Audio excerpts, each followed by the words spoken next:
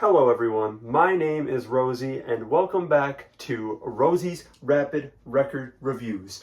Bam, bam, bam, bam. So I know it's been a week and I did not want to leave for that long but shit happens. But last week I ended up going to the GNX show. I'll put some tour footage here. What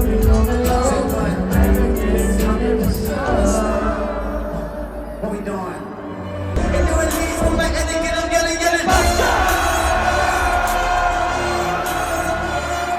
That was very fun. And then I came out as non-binary. So it's been a busy week. So I haven't really been getting to the videos, but it's time to get back into the grind. You know, we got this microphone here that we don't even use. Let's get right into it. Question. The fuck you be on? Burning these bridges, y'all niggas is nothing like my boy Leon. Today, we are going to be reviewing Duckwrth, All-American Fuckboy. And this album title is very fitting because before I get into the track list here, I would just like to mention that I kind of appreciate the story this album tells.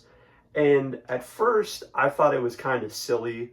Like, there's lyrics on here that are very, very stupid. I'll get into a couple of them. But the more I listen to this record, the more I just enjoy it for what it is. And it's just Duckwrth playing up this character of this slimy, like, douchebag guy that just can't stick around for a relationship for shit and just keeps leaving women. And it's nice to see somebody in hip-hop actually playing it up like this as, like, you know, a joke or making it very obvious that, like, doing shit like this sucks. So it's nice to see him playing into that through just how aggressive the title is and these interludes of Lakeith Stanfield being like, the character goes through the bar and stumbles around like a drunken idiot. I can't lie to you, this is not my best work, but I'm a big fan of it. It is very silly. This is what we drew up this time. Look at that. Boom. Bam. If you want a closer view, here you go. Look at that. That's pretty good. I didn't color in the whole outside because I just thought it looked kind of cool. But yeah, other than that, that's what we got there. If you want to see the actual art, it is right over there. Boom. I've grown on it. I still think it's kind of weird, but I enjoy like these devil hands having the long black nails and just like being up on his face like this. It's not the worst thing I've seen. I prefer the single art. If you've seen the art for Had Enough, that thing is gas. Same with Toxic Romantic. And speaking of Toxic Romantic, it kicks off the album in style with these really bassy guitars that are super distorted. They sound so crunchy, and I just love how dirty the mix is for this song. It makes it really punchy and just like rock oriented. And I enjoy his performance here a lot, just like swerving in between rapping and singing. Before I started analyzing this album, I didn't really realize how much he does that on this record.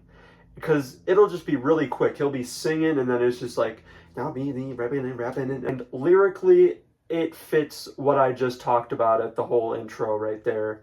With even a line that's like, I still love you, but I'm in love with myself. No, I do not need some help. That fits this character really well, and I just think it's a great opener. It has these really nice horns in the background, just this, like, it goes so hard. Awesome beat. I love the drums. And what I said about Toxic Romantic can be applied even more so here with his performance, because the rap verse in verse 2 is just incredible. I didn't know he could rap like that, and I hope he does more of that, because it was hype. And this also has a line that really made me laugh, and it's very stupid. You text me on the plane, I'm just trying to watch Shrek. He's like, I'm on the plane, I'm trying to watch Shrek. LA Traffic is another great distorted beat which has a switch up at the end. And shout out the production on this. I've been mentioning it, but I forget who produced this. I looked, and it was like mainly just one guy. They cooked all over this thing. They're just great beats. So I wanted to point that out. Grayscale was the first single for this record, and is one that has really grown on me over time. Because at first I'm just like, yeah, this is a really good song. I'll add it to my playlist. But the more I listen to it, the refrain of gray area, grayscale is like, that is really good and catchy on the ears. And I just love how loose and like slow the guitars are on here with really good shakers. It's a great song. And this is another one where he's sifting between rapping and singing, and it's very like unnoticeable on this track. It just happens. Ho Phase is another great track which shows off the character's fight against commitment throughout the whole record, and it's not one of my favorites, but it's another one with a catchy hook. And Pitbull, I've got to say, this is right now the only one that's really a miss for me. Because I like the first beat a decent bit, but Duckwrth in general on this song doesn't really do it for me, especially once the second beat comes in and he's got this hook about this little bitch part. It's just like the way it's pitched, not for me. But I don't know, he's great. He has a solid verse on here. After this, we get another one of these interludes with Lakeith Stanfield where he's just talking about Duckwrth just going through the bar and just like being fed up with the way he's living night after night, just going home with a different person. And that takes us into Had Enough, which was the second single for this album. This is one of my favorites. Killer chorus. It just has a lot of sass to it. I love the tone of that guitar on there. It's very satisfying to hear how he plays with his voice on this one. The next song, June 1st, funnily enough, it kind of reminds me of a Zaphoria song, which I still need to do a freaking Zaphoria record on here. I don't know how that hasn't happened yet. It will happen. But this reminds me of Dancing with the Thought of You, in where it's just this build-up to talking to somebody where there's all these thoughts going through your head like, oh, I fucked up on this, or I did this and I've changed this since then. He paints the picture really well for a shorter track on this album. Permanent Vacation adds another layer to the story of this, where they talk about the character's dad leaving like 20 years ago, and he's still trying to reach out, but the dad hasn't come back or even said anything. And I feel like it hits really deep, especially compared to the other tracks, because it goes a lot deeper than those tracks do, like emotionally and lyrically.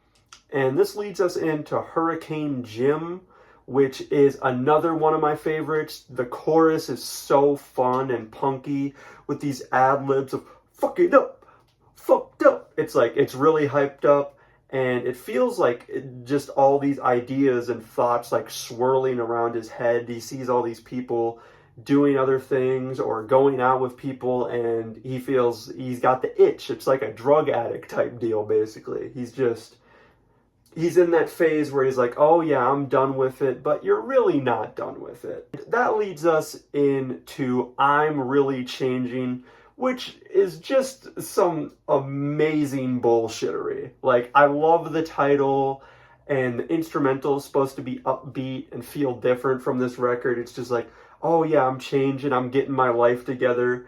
And then it's the whole time he's talking about shit where it's like, oh yeah, I've changed, you can check my DMs, but not from a couple weeks ago. If you go back like a week, we were fucking.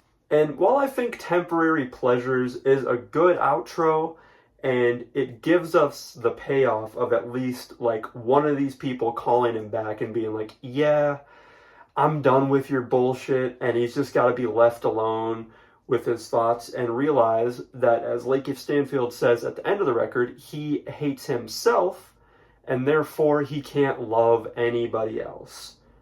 And, you know, even though it's a little corny, even with, like, you know, him going, Finn, at the end of the record, it's a little corny. I think it's a good outro. This is a very fun album to listen to, and I really enjoy the fuckboy-ness to it. And even if you don't like that, I feel like there's at least 4 or 5 tracks anybody could get from here that they'll just like instrumentally, and Duckwrth's voice just sounds amazing. So if you're interested in this, either from the story it tells, or if you like rock, rap, hybrids, and like R&B and shit, I'd give this a listen. I'm going to play my favorite bits at the end here. I hope you all enjoyed, and I will see you all in the next one. RRRR. I'm so problematic. My baby says she can't stand it. I'm the toxic romantic. Yeah. Fucked up. Fucked up. Fuck 'em up. Sometimes I feel uncomfortable, so I gotta go. This person, and it's like, we both understand, because, you know, we're hoes, but at some point, what am I fucking going on about?